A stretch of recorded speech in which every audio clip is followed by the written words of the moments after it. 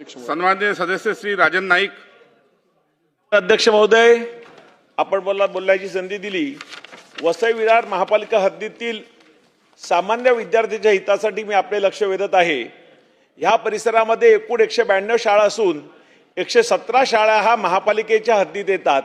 त्यापैकी 90 शाळेचे structural audit केले असून 13 शाळा त्यापैकी अति धोकादायक अशा स्थितीमध्ये आहेत. त्यामुळे ह्या शाळा आजही जिल्हा परिषद ताब्यात महापालिकेच्या ताब्यात दिल्या नाहीत.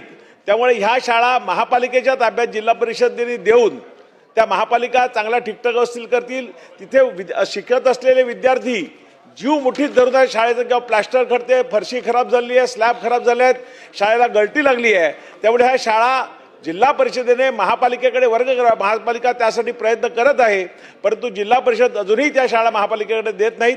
त्यामुळे शासनाने याकडे लक्ष घालावं अशी मी विनंती करतो. धन्यवाद. सन्माननीय सदस्य